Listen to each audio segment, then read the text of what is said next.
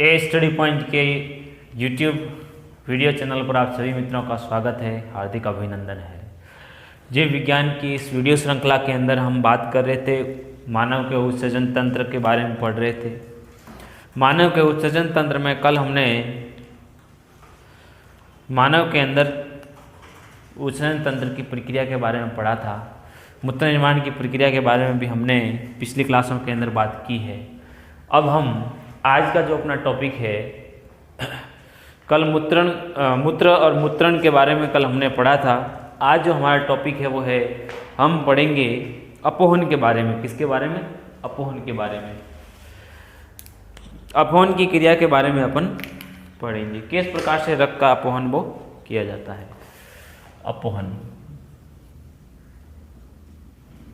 English में इसको बोलते हैं डायलिसिस। क्या बोलते हैं? डायलिसिस। ब्लड का डायलिसिस किस प्रकार से किया जाता है, अपोहन किस प्रकार से किया जाता है। सबसे पहले तो अपोहन किन के अंदर किया जाता है, क्यों किया जाता है, इसके बारे में अपन बात करते हैं। जिसके अंदर एक्यूट रीनल फेल्योर, अचानक से कोई किडनी फेल हो जाती है, किडनी अपना काम करना बंद कर देती है, तो उत्सर्जित पदार्थों को या अपशिष्ट पदार्थों को या नाइट्रोजनी अपशिष्ट पदार्थों को शरीर से बाहर निकालने के लिए जो क्रिया कृत्रिम रूप से बाहरी वातावरण में जो क्रिया करवाई जाती है वो डायलिसिस होती है, अपोहन होती है। क्या होती है? अपोहन होती है। अपोहन एक विशेष प्रकार की अपोहनकारी यूनिट होती है, उस अपोहनकारी यूनिट के अंदर करवाई जाती है। सामान्य तौर पर अपोहन की क्रिया कुछ अपशिष्ट पदार्थों को, नाइट्रोजनी अपशिष्ट पदार्थों को शरीर से बाहर निकालने के लिए की जाती है। तो अपन लिख सकते हैं कि अपोहन एक्यूट रीनल फेल्योर, वृक्क के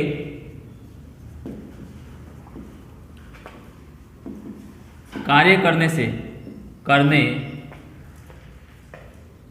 के बंद कर देने पर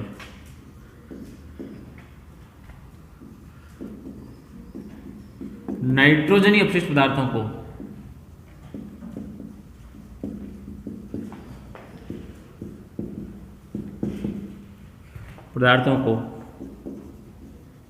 कृत्रिम रूप से शरीर से बाहर निकालने की क्रिया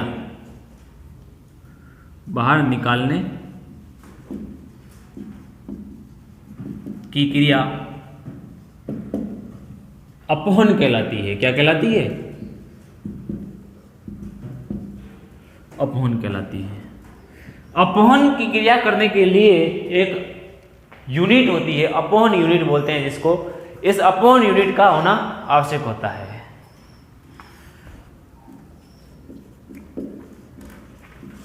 अपोहन की क्रिया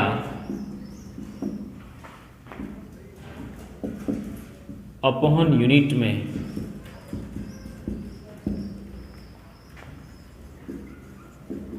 करवाई जाती है, जिसमें क्या क्या होता है अपन देखते हैं। जिसमें अपोहनकारी यूनिट के अंदर क्या होता है अपन बात करते हैं, ठीक है। एक यूनिट बर्तन टाइप का इस प्रकार की संरचना होती है।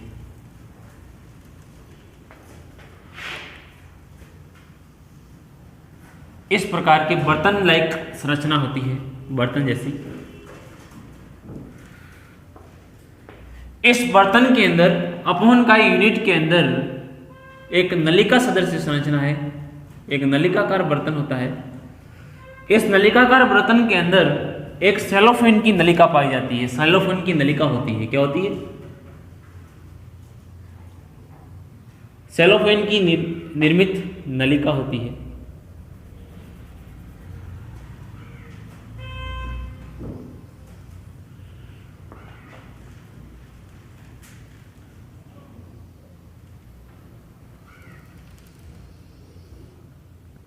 सेलोफेन से निर्मित नलिका है, ठीक है। इस अपोहनकारी यूनिट के अंदर एक द्रव्य पदार्थ भरा हुआ रहता है जिसको अपोहन द्रव्य बोलते हैं। क्या बोलते हैं?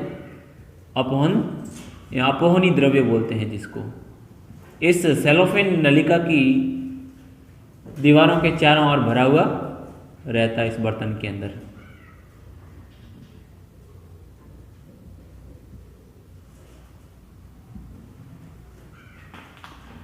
चारों ओर भरा हुआ रहता है। ठीक है,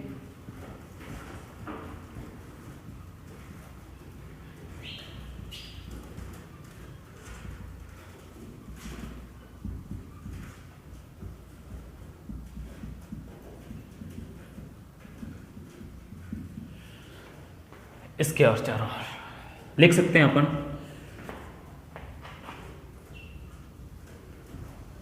अपोहन द्रव्य और ये सेलोफेन की नलिका, सेलोफेन की नलिका। ठीक है, देखो अपोहन क्रिया अपोहनी यूनिट में करवाई जाती है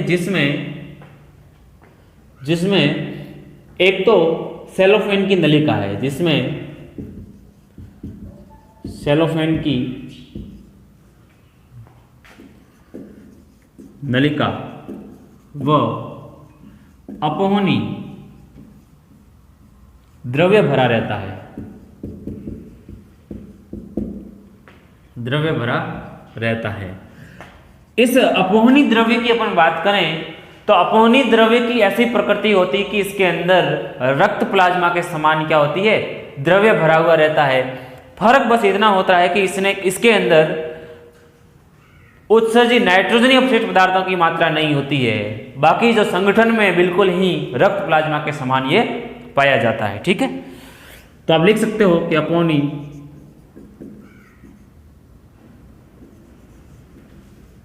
द्रव्य रक्त प्लाज्मा के समान होता है।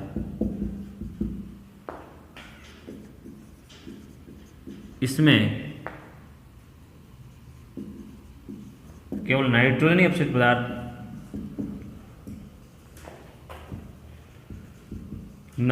अपशिष्ट पदार्थ अनुपस्थित होते हैं। क्या होते हैं? अनुपस्थित होते हैं। अब देखो, ये तो हुई अपोहन इकाई की बात। ये जो सेलोफेन की नलिका है इसकी बनी हुई, अब क्या करेंगे, जैसे ही किसी के अंदर अपोहन की क्रिया करवानी है तो उसके लिए यूनिट काम में ली जाती है। इसमें क्या किया जाता है, उस रोगी की किसी एक उपयुक्त धमनिका के द्वारा, एक धमनी के द्वारा रक्त को निकाला जाता है। धमनिक, हम धमनी की बात कर रहे हैं। धमनी से रक्त निकाला जाता है और रक्त को इस सेलोफेन की नलिका के अंदर प्रवेश करवाया जाता है।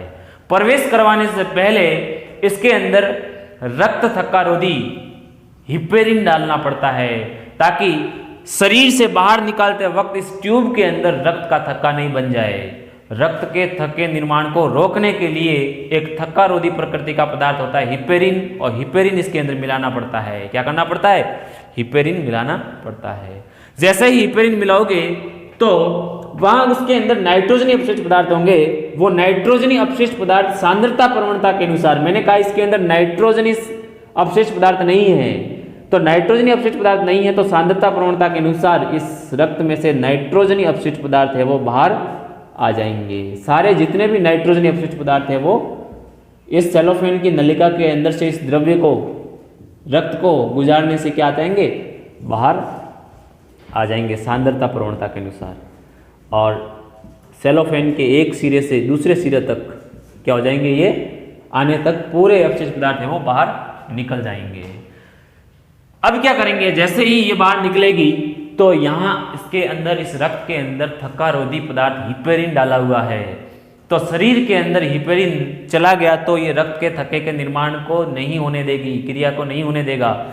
इसलिए इसको शरीर में प्रवेश करवाने से पहले क्या करना होता है, एंटी हिपेरिन डालना पड़ता है।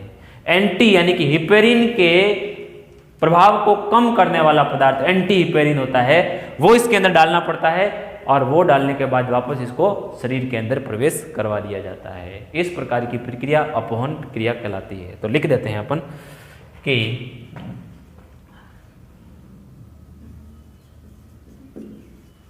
अपहरण के लिए रोगी व्यक्ति की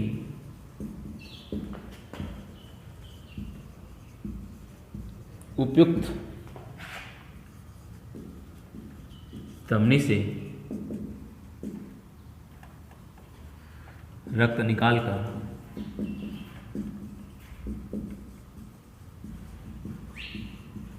उसमें रक्त थक्कारोधी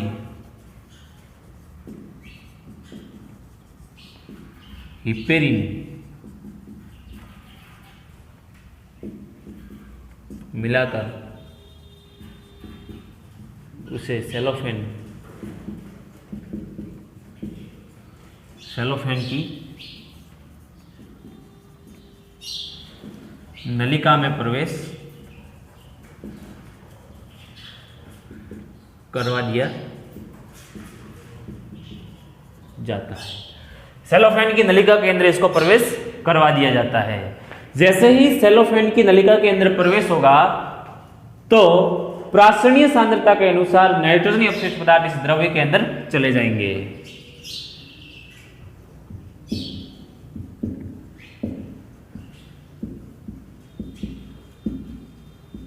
नलिका में रक्त प्रवेश के बाद प्रासरणीय के बाद अपहरण द्रव्य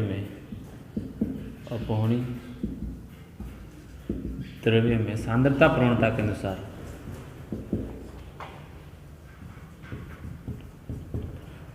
अनुसार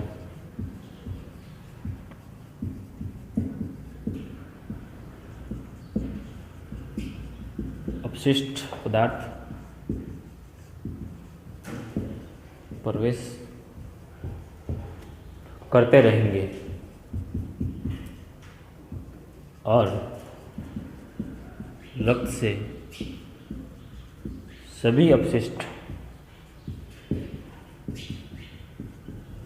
पदार्थ बाहर निकल जाएंगे। क्या हो जाएंगे? बाहर निकल जाएंगे। अब बाहर निकलने के बाद इसको वापस एंटी हिपेरिन डाल करके क्या किया जाता है? शरीर के अंदर प्रवेश करवा दिया जाता है। शुद्ध रक्त को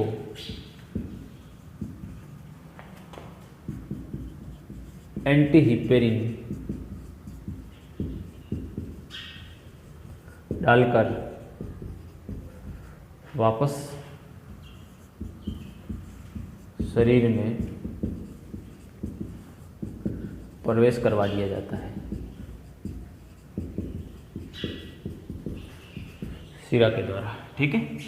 एंटी हिपेरिन डालकर वापस शरीर के अंदर प्रवेश करवा दिया जाता है। इस प्रकार की सारी प्रक्रिया क्या कहलाती है? अपहरण की प्रक्रिया कहलाती है। एक्यूट रीनल फेल्योर के केस के अंदर किडनी फेल हो जाती है उस केस के अंदर। अच्छा, किडनी फेल हो जाती है इस केस के अंदर, एक तो ये डायलिसिस की प्रक्रिया है जिसके द्वारा अपन रक्त को शुद्ध कर सकते हैं, रक्त से अपशिष्ट पदार्थों को हटा सकते हैं। इसके अलावा दूसरा जो इफेक्टिव जो प्रभावी तरीका है वो है वृक्क प्रत्यारोपण। क्या है? Kidney transplant. किडनी को ट्रांसप्लांट किया जाना चाहिए किसी निकटवर्ती रिश्तेदार के द्वारा लेकर के, जो दाता होता है उससे किडनी लेकर के निकट रिश्तेदार होना चाहिए और उससे किडनी लेकर के रोगी के अंदर ट्रांसप्लांट कर दिया जाता है, जिससे उसके है वो उत्सर्जित पदार्थों को शरीर से बाहर निकालने की प्रक्रिया आराम से संपन्न हो सके। हमने कहा कि रिश्तेदारों की इसलिए क्योंकि निकटवर्ती रिश्तेदारों का जो ब्लड मिलान होता है, जो प्रतिरक्षा तंत्र का जो मिलान होता है, प्रतिरक्षी मिलान होता है, वो लगभग समान होता है, ताकि किसी दूसरे की किडनी लेने पर उसके ऊतकों के द्वारा, प्रतिरक्षा के द्वारा किसी भी किडनी को नकारा ना जा सके। इसलिए किडनी के अंदर सबसे पहले प्रतिरक्षा मिलान करना बहुत ही अनिवार्य होता है। तो अपन पढ़ते हैं थोड़ा।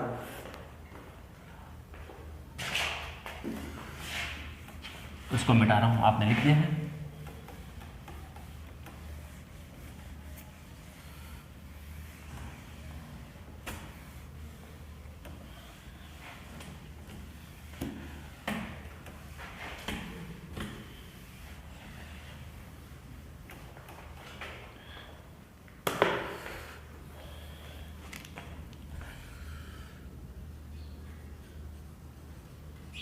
वृक्क प्रत्यारोपण, हमने कहा कि वृक्क प्रत्यारोपण वृक्क के पूर्ण रूप से कार्य बंद कर देने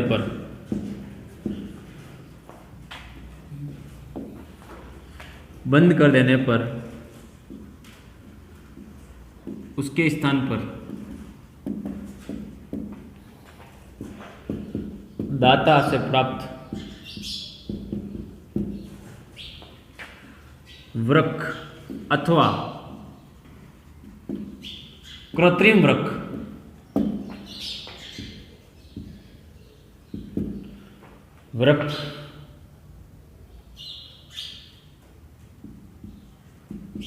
लगाना वृक्क प्रत्यारोपण कहलाता है। क्या कहलाता है? वृक्क प्रत्यारोपण कहलाता है। वृक्क प्रत्यारोपण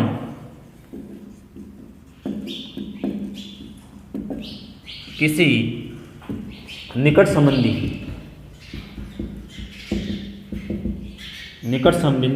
अथवा रिश्तेदार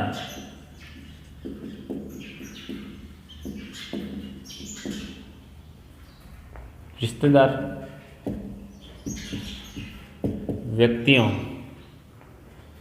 से प्राप्त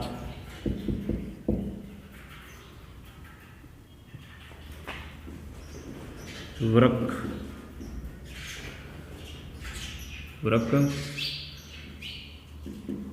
अधिक उपयुक्त रहता है।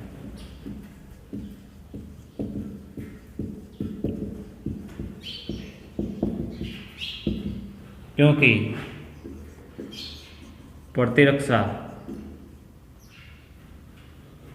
प्रतिरक्षा मिलान में ये आवश्यक है। ठीक है, इस प्रकार से ये कुछ वृक्क प्रत्यारोपण के कुछ थे, देख दो पॉइंट, आप लिख लीजिए इसको। ठीक है, तो निकट रिश्तेदार इसलिए क्योंकि प्रतिरक्षा कभी कभार क्या कर देता है, इस वृक्क को नकार ना दे, इसलिए निकट संबंधी रिश्तेदारों का वृक्क है वो काम में लिया जाता है। ठीक है, अब अपन उत्सर्जन से संबंधित कुछ रोगों के बारे में बात करेंगे, उन रोगों के बारे में पढ़ेंगे जो उत्सर्जन से संबंधित है। मैं इसको मिटा रहा हूँ वापस, आपने इसको नहीं लिखा था, अभी लिख लीजिए जल्दी से, मैं इसको मिटा रहा हूँ। ठीक है,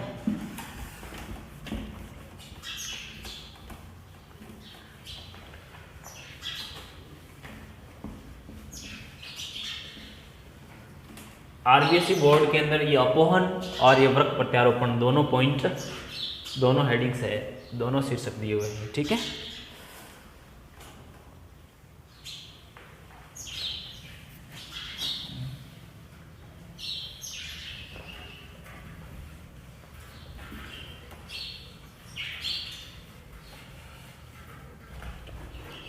सबसे पहले हम बात कर रहे हैं वृक्क संबंधित असामान्यताएं।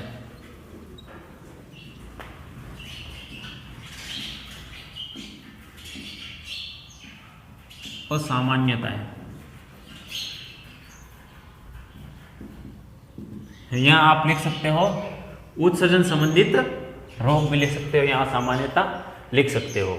ठीक है, सबसे पहले पढ़ेंगे असामान्यता है वो glomerulo nephritis.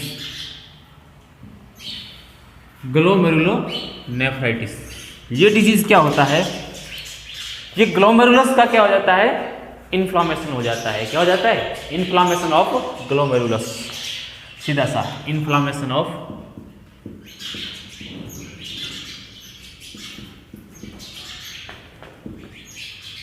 Inflammation of glomerulus, glomerulus का इन्फ्लामेशन हो जाता है, क्या कहलाता है? ग्लोमेरुलोनेफ्राइटिस कहलाता है। दूसरा जो मुख्य रोग है वो है अपनी किडनी स्टोन। क्या है? Kidney stone.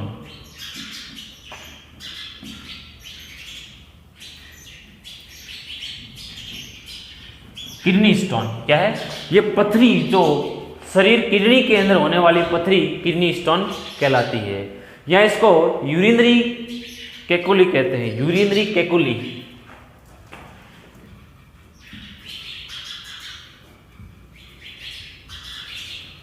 कैकुली क्या बोलते हैं? यूरिनरी कैकुली कहते हैं। ठीक है। कभी कभार हमारे शरीर के अंदर कुछ असामान्यताओं के कारण शरीर के अंदर पथरी बन जाती है। वृक्क के अंदर, किडनी के अंदर क्या हो जाती है? पथरी बन जाती है। कैल्शियम ऑक्जेलेट है, कैल्शियम ऑक्जेलेट के छोटे छोटे कण हैं वो क्या हो जाते हैं? जमा हो जाते हैं। कैल्शियम ऑक्जेलेट है, या अपन बात करें सोडियम ऑक्जेलेट है वगैरह, इसके कण क्या हो जाते हैं? हमारे शरीर के अंदर जमा हो जाते हैं। वृक्क में calcium oxalate, sodium oxalate, potassium oxalate,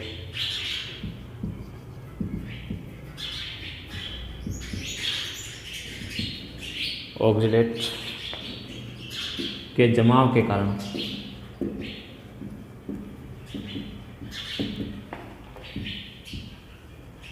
वृक्क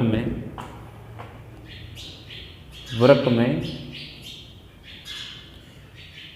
पथरी बन जाती है, जिसे किडनी स्टोन कहते हैं। ठीक है। मुख्य रूप से सोडियम ऑक्जेलेट या पोटेशियम ऑक्जेलेट, कैल्शियम ऑक्जेलेट के कारण ऐसा होता है। ठीक है। यूरिनरी कैकुली के कारण, कैल्शियम कार्बोनेट के कारण भी ऐसा होता है। कैल्शियम कार्बोनेट के कारण भी होता है। सोडियम ऑक्जेलेट बहुत ही कम होता है, लेकिन कैल्शियम कार्बोनेट ये भी ध्यान दो। Calcium oxalate, carbonate, calcium carbonate भी आप ध्यान रखोगे। ठीक है। ये है किडनी स्टोन। किडनी स्टोन, ये जो दो मुख्य रूप से जो रोग इसके बारे में थे वो थे। अब कुछ किडनी की असामान्यता है, उस असामान्यता के बारे में बात करेंगे। सबसे पहले ओलिगोयूरिया। ओलिगोयूरिया कुछ असामान्यता है।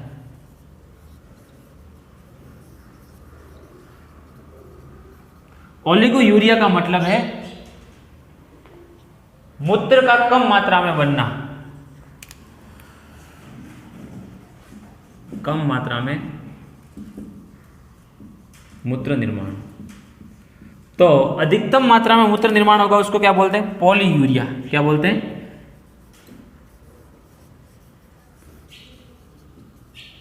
पॉलीयूरिया। अत्यधिक मूत्र का निर्माण, अत्यधिक मूत्र का निर्माण। अधिक मूत्र का निर्माण है वो क्या है? पॉलीयूरिया है। और कम मात्रा में मूत्र का निर्माण क्या है? ओलिगोयूरिया है। अब है एनयूरिया। मूत्र का निर्माण ही नहीं हो, एनयूरिया, मूत्र का निर्माण ही नहीं होना, मूत्र का निर्माण नहीं होना। बहुत सारे कारण हो सकते हैं कि मूत्र का निर्माण नहीं हो रहा है। कभी कभार किडनी काम करना बंद कर देती है, किडनी के काम बंद करने की वजह से भी मूत्र का निर्माण नहीं होता है। ये स्थिति क्या कहलाती है? एनयूरिया कहलाती है। डायसूरिया, बात करें डायसूरिया।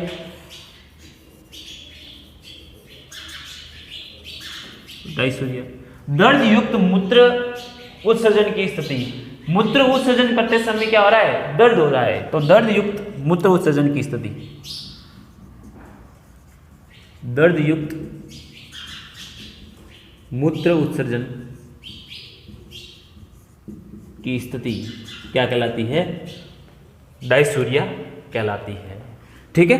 दर्द युक्त कब हो सकता है? यहाँ तो किडनी स्टोन हो शरीर के अंदर, यहाँ हो सकता है अपने यूरिनरी ब्लडर के अंदर, मूत्राशय के अंदर किडनी स्टोन मान लो हो, किडनी के अंदर स्टोन हो, तो इस प्रकार इस वजह से क्या होता है?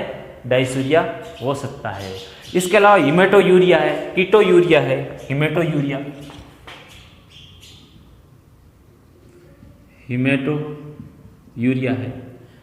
हिमेटोयूरिया का मतलब है मूत्र के साथ में रक्त आना। कीटोयूरिया है,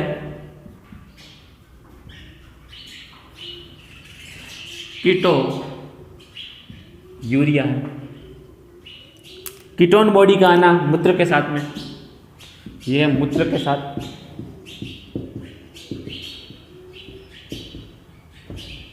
रक्त आना, कीटोयूरिया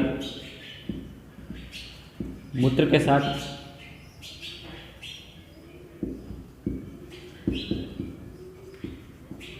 कीटोन बॉडी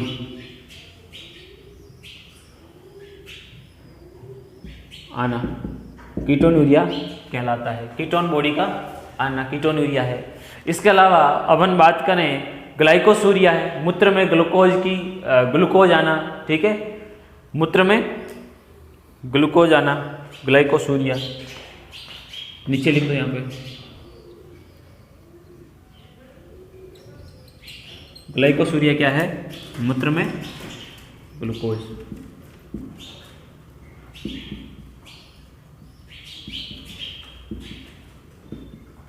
ये छोटी मोटी चीजें हैं, आपको याद रखना पड़ेगा। इस प्रकार की चीजों को है वो आप ध्यान रखोगे। ठीक है। अब अपना पीछे जो अंतिम टॉपिक बचा है वो है अन्य उत्सर्जी अंग। क्या है? अन्य उत्सर्जी अंग के बारे में थोड़ी बहुत इधर उधर की बातें कर लेते हैं। ठीक है, ये आपने लिख लिया, मैं मिटा रहा हूं उसको। ठीक है, ये कुछ असामान्यता थी वक्त से संबंधित। Oliguria, polyuria. अच्छा, ये पॉलीयूरिया होता है, ये अत्यधिक मात्रा में मूत्र का निर्माण होता है। ये एडीएच हार्मोन की कमी की वजह से भी हो सकता है। किसकी वजह से? एडीएच हार्मोन की कमी से हो सकता है। इसलिए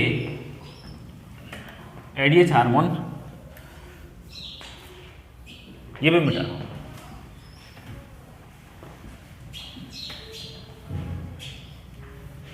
अन्य उत्सर्जी अंग। ठीक है,